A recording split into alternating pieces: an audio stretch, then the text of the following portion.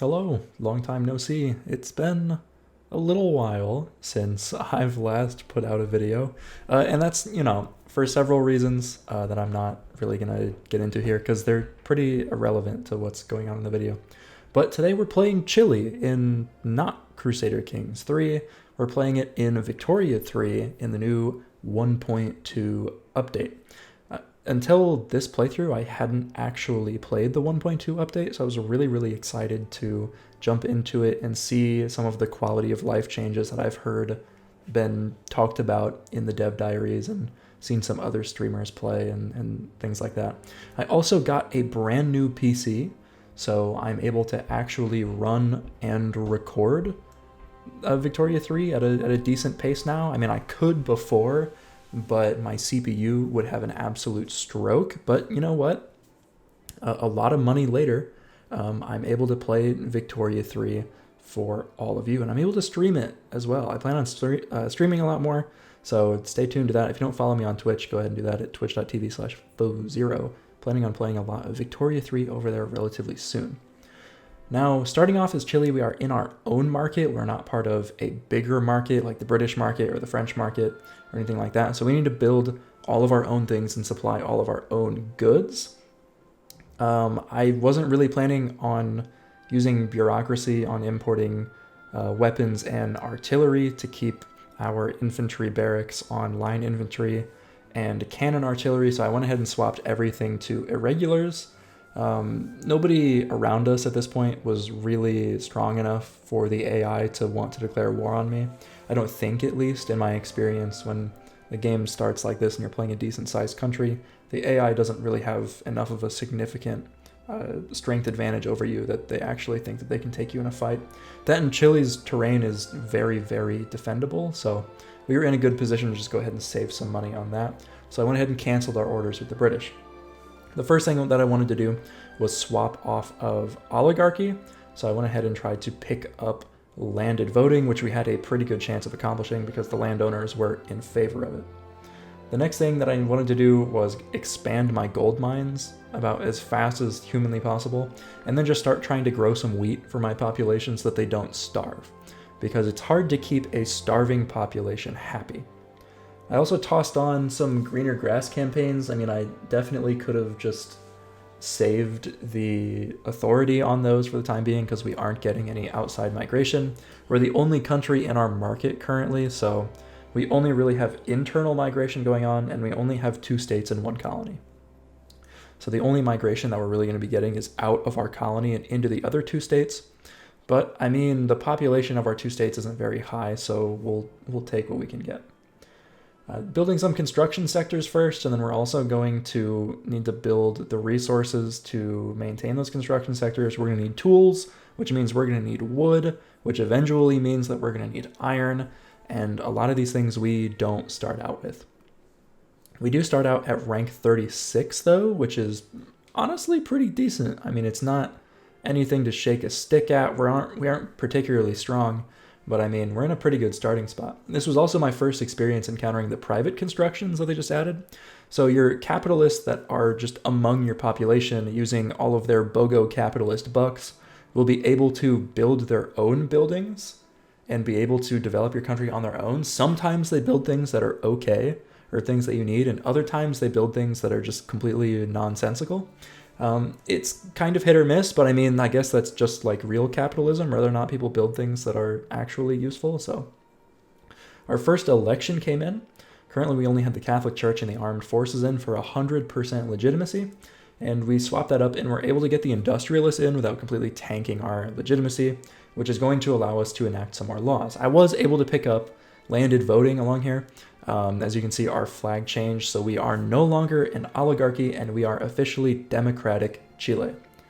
We are starting to get some tools in, so I swapped over our wheat farms to try and make those a bit more productive. But we really have an economy of very small scale here, so any tweaks or adjustments can have very large ramifications. Because, I mean, we're talking the difference between having an input shortage and having more than enough is around 20 units of any one good, which is just, it's nothing in the grand scheme of things. For example, we were importing both clippers and man-o-wars but we were really only importing like 5 of each or something, and it was costing us about like 30 or 40 bureaucracy for those trade routes. So by just building one shipyard, we were able to solve that completely. Argentina was kind of having some issues here, so I was toying with the idea of doing a very early invasion since they were in the middle of an aristocratic revolt, but I decided against it, and they wound up solving their civil war very quickly anyways. If I would have kept my troops on line infantry and with some artillery, I would have entertained the thought, but I didn't really want to just charge in full irregulars, just hoping for the best. We were also able to pick up charity hospitals to try and improve the quality of life of our citizens by at least a little bit. And we wanted to keep trying to truck towards liberalizing the country as much as possible. I think that's, for me, one of the most fun ways to play the game. I know some people really enjoy trying to hold on to either a theocracy or a oligarchic monarchy for as long as they humanly can.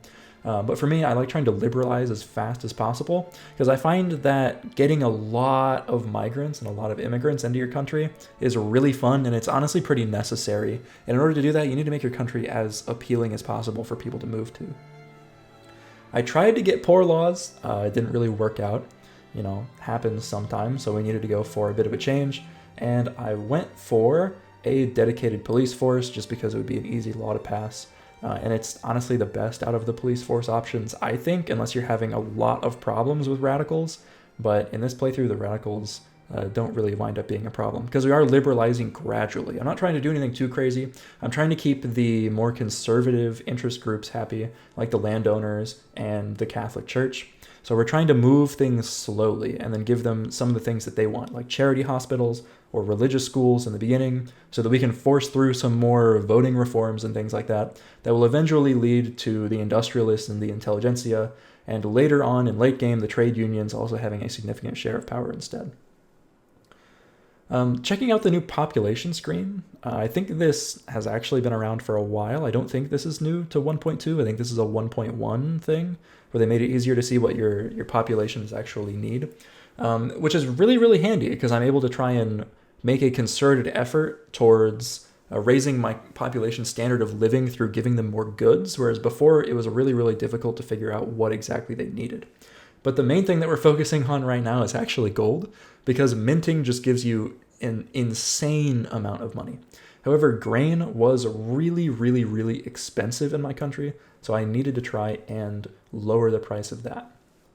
While I was busy trying to build things like gold mines and some of the other things that we kind of needed but weren't actually necessities, the capitalists in my country are actually building some pretty useful things. I mean, you can see in the queue right now that they're actively building a furniture manufactory, which I was kind of surprised by. Also, Texas was able to win their war against Mexico, which I was very bitter about because 2 times before I decided to play Chile, I tried to play Texas and just got absolutely rolled in the war, didn't win a single battle, so I didn't trigger the event to end the Civil War in a white peace. And it was just, I love playing Texas, but for some reason, I could just not win the battle required to try and, trigger the event to capture the Mexican general and get a free white peace. I don't know what was going on, but then the second that I'm not on it, the AI Texas manages to do it, and I was very, very, very bitter.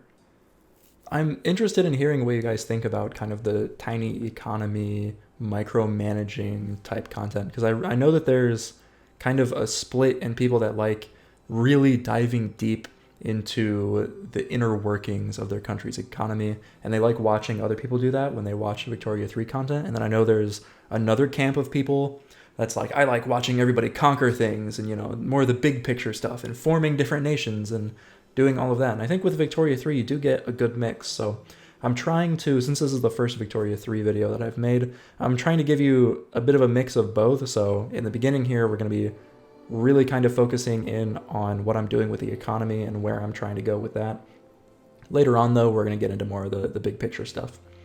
Argentina was really starting to grind my gears, considering the fact that they were embargoing me and declaring me as the rival, and they just kind of hated me. So I wanted to attack them as soon as was reasonable, but I, needed our economy to be in at least a decently stable position, and I also wanted to make sure that we would actually win the war if we did declare the war. And I really wanted to test the new mechanics that they added in involving warfare in 1.2, and I wanted to show those off. So eventually we're going to try and attack Argentina, but I do need to fix my economy because, as you can see, we're missing a lot of things. Wood is expensive, fabric is expensive, grain is expensive, tools are expensive, luxury clothes. There's actually a really big demand for luxury clothes for some reason. There was more of a demand for luxury clothes than there was of regular clothes, which I was very confused about, because normally you don't get a huge demand for luxury items until you have a very large, rich population in your country, which I didn't think that we would really have yet. But I mean, apparently there's demand for luxury items in Chile at this point. So I was like, okay, well, you know, we're net positive now in our weekly income, which was good. We had a little bit of debt, but like that's totally fine. As far as I'm aware, when you actually go into debt in this game, you aren't just it's not just like EU4 where you pull loans out of thin air and the money is just coming from thin air. So when you pay interest on it, you're just like burning money essentially. In this game, when you take loans out and you're in debt, this is just my understanding, correct me if I'm wrong in the comments, please. But you actually are kind of borrowing the money from your population and from your population that owns and runs your buildings. So you'll see your buildings will have cash reserves, and from that your employees will also have their own cash reserves and their own income. So when you're taking out loans, it's kind of from them. So when you pay interest, you're kind of paying it back directly to your population, which just winds up benefiting them in the long run. So debt's not a thing to be avoided at all costs in this game, at all. I did pull the trigger on declaring war on Argentina. They had 2 states that bordered me that had gold, and gold is really, really good in this game. So I wanted it, because what better way to jumpstart your economy than just flood it with lots and lots and lots of gold? What could possibly go wrong? It totally won't lead to tons and tons of inflation, because this is 1849, and I don't think we have an economic system that is developed and complex enough to really run into a minting inflation problem of catastrophic scale. But I'm not an economist, so I don't really know, but I don't think that would be a problem at this time period like it would be today. So this is something new that they added. You can actually add demands to your primary demand. So if they wind up backing down, you'll get all of those demands that you spent maneuvers on adding to your primary. So in this case, since Argentina was worried and nobody was really going to help them, I did decide to spend the maneuvers on adding those things to the primary war goal rather than trying to take a bunch of territory at the same time. In case they back down, I didn't want to just gamble on them wanting to fight and go to war. I wanted to guaranteed get something out of this, rather they decided to fight me or if they were just going to back down. They did wind up, in the end, trying to fight me, and I was able to use the new strategic objective thing as well. So I was able to take one of our target war goal states, designate it as a strategic objective, and where my general was located on the front actually moved south so that it's more representative of what's actually going on, because now your general is attacking from there and is trying to take your strategic objective. I believe that you can designate one strategic objective per front, and then any generals that are assigned to that front will try and advance towards the strategic objective. I think you can maybe also designate defensive strategic objectives, but I'm not entirely sure. I know that I had the option to click the button on my own territory, but I never actually tried it. So I don't know. Maybe it works, but maybe it doesn't as well. The war was super easy. Every single time they attacked into us, they were able to defend, and then every single time I attacked into them, they melted like butter. Their army was not very good. We had superior stats, and I believe we also had superior numbers in every single battle almost. So we were able to just like waltz through Argentina. Something else that they added in 1.2 is that now the combat statuses, or I guess like the things that your general rolls, like we have exhausted and charted terrain right now, it just swapped to mud and broken supply lines. Before you would get 1 per battle, and it would be the same per battle. So basically, once you saw what your general rolled, you would be able to know whether or not you were going to win the battle, because the bonuses are just that crazy sometimes. Now they change over time throughout the battle, so that you can actually be winning a battle and then start losing a battle, or losing a battle and then start winning a battle. And it just makes things more back and forth and more exciting. But we were able to take our 3 states from Argentina that we wanted. We wound up with a little kind of outcropping in the south of Argentina there that they had been colonizing from a state that we took. So it was a weird shape due to the way that we had both been colonizing it and whatnot, and that little section is actually not connected to the rest of the state. But it's, since it's not a full state, it's not an isolated region, it's just really weird, it just kind of exists there. The different states that we had conquered didn't really have too much stuff in them besides gold, but I mean, what more do you really need for a justification to take some land in 1851? I also was able to kind of rely a bit less on imported goods, so I was starting to cancel some of our trade routes, and that also let me get enough bureaucracy to eventually start incorporating some of these states so that I could tax all of the people that lived there. At this point in managing the economy, I was starting to run into a couple different problems. One, we were running out of peasants to make work in the resource industry or in factories, and two, I was running out of infrastructure, so I needed railways. And what do you need for railways? You need engines. What do you need for engines? You need steel, and then you also need coal so that they can actually run. So I needed steel, I needed coal, I needed the actual railways themselves, I needed the motor industries, I needed iron for the steel factories, and I had absolutely none of that. I did get rid of all of the migration controls though, so that we would hopefully be able to attract people into our two main states from the areas that we had conquered, from our colonies, and eventually, hopefully, from other markets once we start lessening some of our restrictions and we stop discriminating against so many different cultures and religions. Because I believe right now we're still, I don't think we're on national supremacy, but I'm pretty sure we're on at least racial superiority, or one of the, I forget what all of them are called. But our people are racist, is basically what it boils down to. And they also, we do still have a state religion of Catholicism.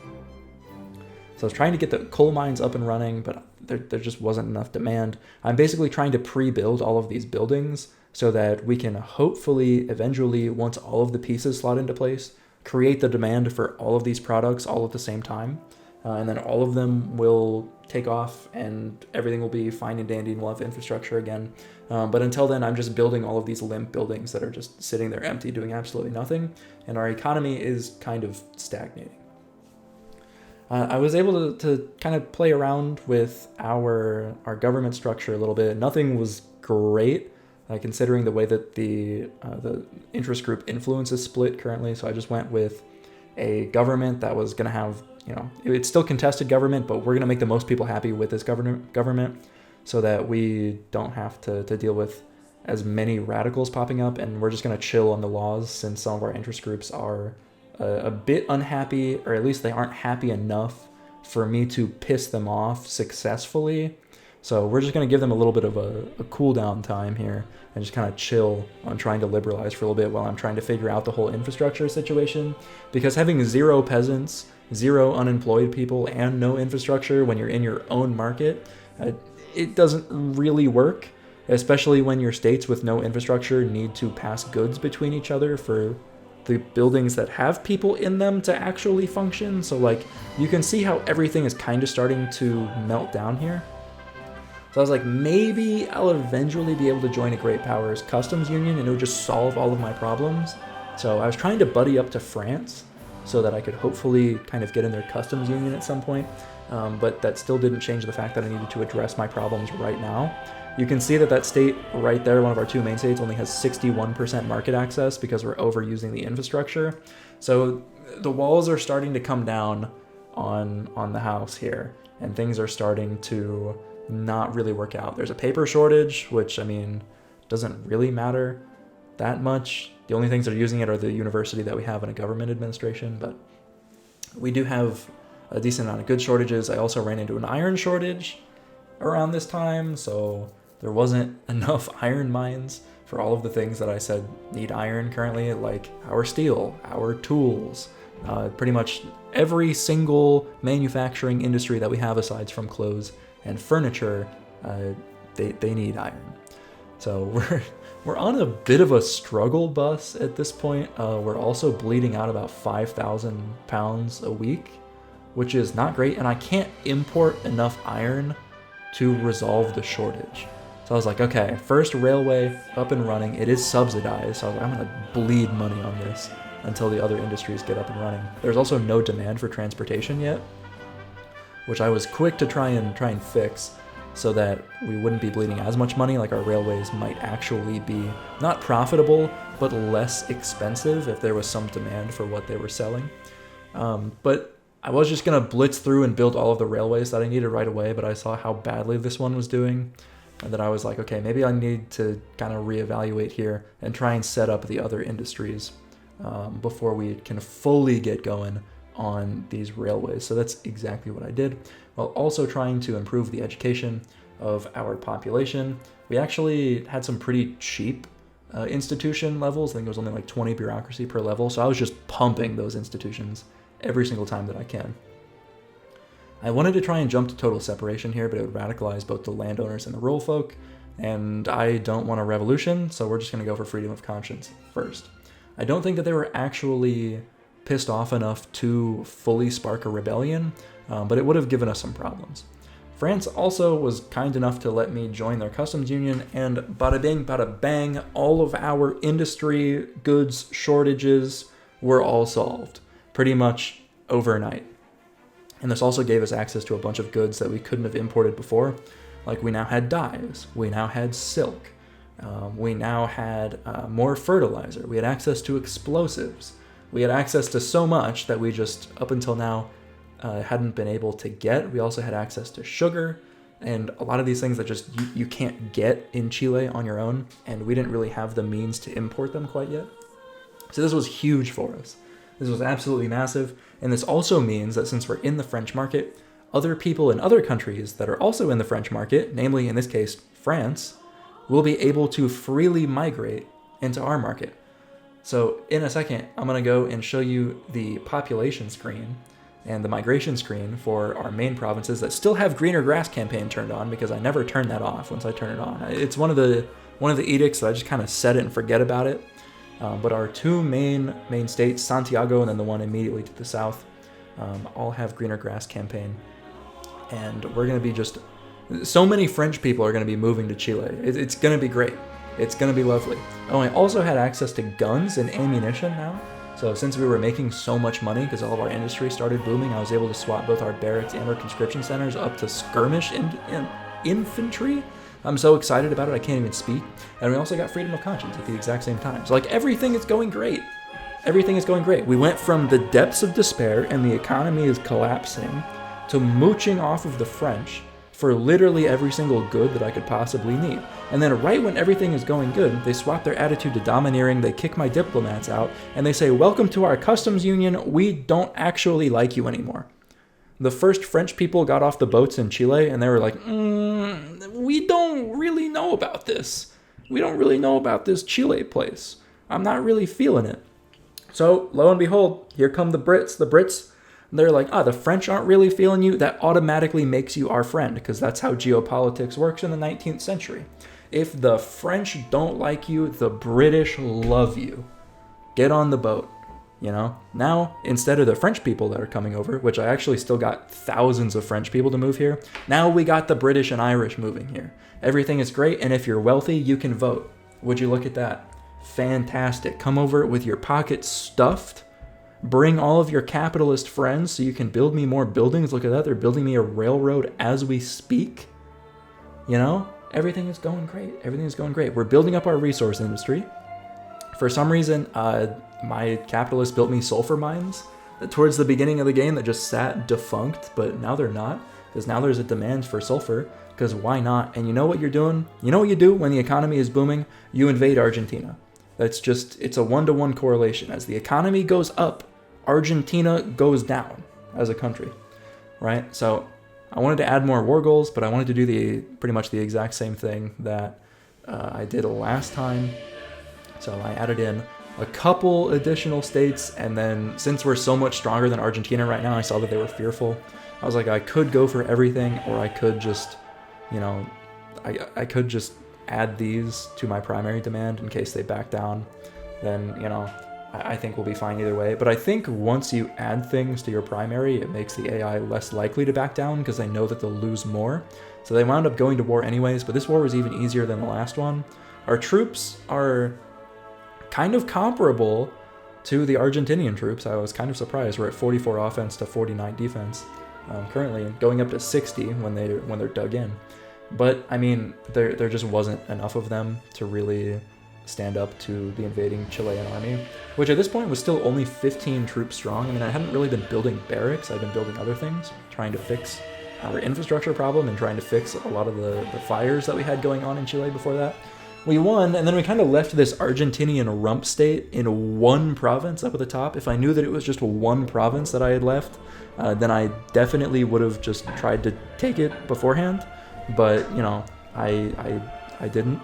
So now we just have a one-province Argentina, which is kind of ugly, but don't worry, we'll be back for it. Nobody has intervened to defend them the past 2 times. Nobody's going to be doing it in the future.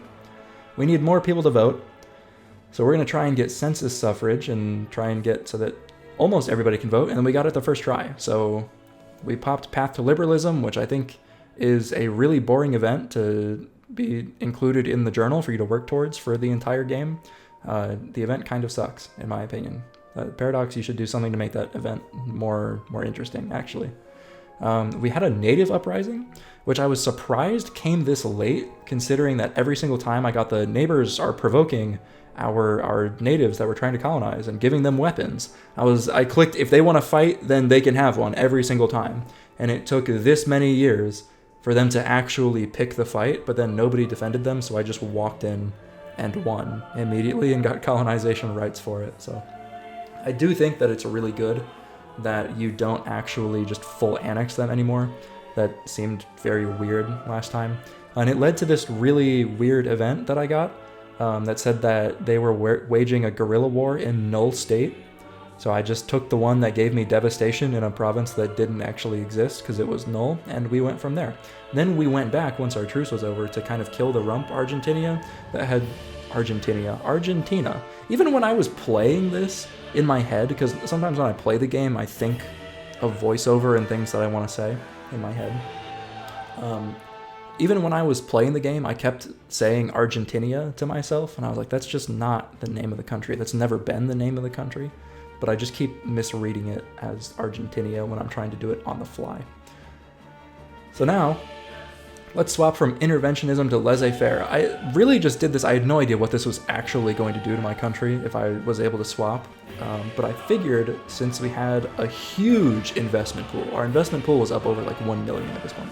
So I just want to unlock as much of that as possible for the capitalists to spend on building a bunch of buildings. So I'm going to swap over to laissez-faire and just let the capitalists build whatever they want. Now that we actually have migration to fill the buildings that they build, I'm just going to let them take it away. They've been building things like arts academies, things like universities, all the buildings that I normally never actually build but are still in the game for one reason or another. Those are all actually present in my country now because of the capitalists that are building, so I think it's pretty neat. I also decided to kill Paraguay because they were one of the people that kept giving weapons to the natives that I was trying to colonize, and they were being really annoying, and nobody liked them, so nobody came to their defense. I smashed them in a single battle, and then smashed them in a second battle, and then just waited for them to capitulate, and, you know, that's exactly what they did. When you're a country that small, even if you have a decent army, a decently well-trained army, you know, nobody's really going to come to your defense. Nobody can even get to Paraguay to defend them. And another note, Texas is still alive. It's 1870. They're fully independent, and they are, I think, winning a war against the Mexicans. So, again, still salty that that's not me doing that Texas playthrough. But you know what? Maybe that'll be the next video or something like that. While I'm adjusting all of these buildings that I just conquered from Paraguay, I also want to float an idea past all of you guys for a series of videos and live streams of Victoria 3 that I am thinking about doing in the future. I have a list that I've already created of 6 countries, 1 on every continent, and 6 objectives, ranging from things like be the #1 producer of opium to conquer Italy and strange things like that. I mean, it's just a variety of different goals to work towards. None of them are very specific. All of them could be very interesting. And I'm going to spin a wheel and get 1 country and get 1 objective. And no matter what combination I get, that's what I'm trying to get towards for that stream and that video. I think that is a pretty good idea. I don't know. Let me know what you think. Maybe that'll be the next series on the YouTube channel. While I was talking about that, I declared war on Peru, Bolivia, because they were also pissing me off. They hated me. They've hated me the entire playthrough. And they were the ones that, like Paraguay, we're funding the natives and giving them weapons. So you know what we do to countries that fund my enemies? We'd kill them.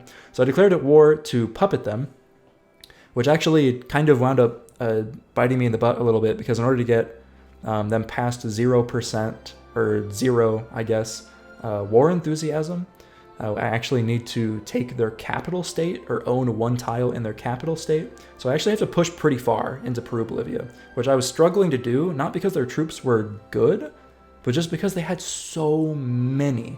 I think they had a lot of conscripts that they were able to pull up, and I thought that they were just going to be like garbage troops, but they were actually holding their own. And also because the terrain was just really bad for attacking into it, I was able to take like one tile into them, and then I immediately got bogged down. It was an absolute slaughter on this northern front. Whenever I attacked, I lost. Whenever they attacked, they lost. And we were just trading tens of thousands of casualties back and forth, just back and forth and back and forth. I tried swapping to full defense to just let them attack into me for a while, but then after 2 battles, they would also just stop and go to full defense. I tried attacking immediately after they were done attacking and had lost. But there were enough troops that they still had enough people with morale to repel my attack, and it was just really annoying. I also got a native uprising again in the middle of this war, kind of ironic because Peru-Bolivia were probably the ones that gave them their guns, but they had no units, so I just sent my general with 5 units down south to deal with them, and that was no problem at all.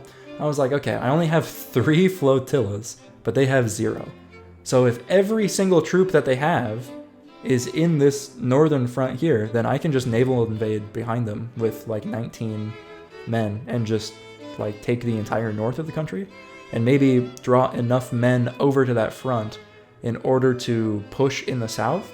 But it turns out that when I have 19 of my men also occupied in the north, and even though they pull off like 40 or something like that, then it just means that we can't push on either of those fronts, and the fronts got bogged down once again. Both of us were at 0 enthusiasm from all of the casualties that we were taking, and the war was just going absolutely nowhere. I was determined for this to work, so I just kept sending Chileans into their deaths at the hands of Peru, Bolivia, and they were doing the exact same thing. But eventually I didn't think that I could do it. I had another native rebellion, and I also had a succession. Former Paraguay was trying to rise up and break free from me, so I wound up just white piecing out of the Bolivia war to come back and fight them again. I'm definitely not done with this Chile playthrough, but I do think that 33 minutes, I think this is plenty of time for the first part in this. So let me know if you want to see a part 2 where I beat back both of these successions. Hopefully, I haven't actually played it yet. And maybe we'll become the hegemon of South America or something. I don't know. Let me know what you thought of the Victoria 3 video, and I will see you all next time.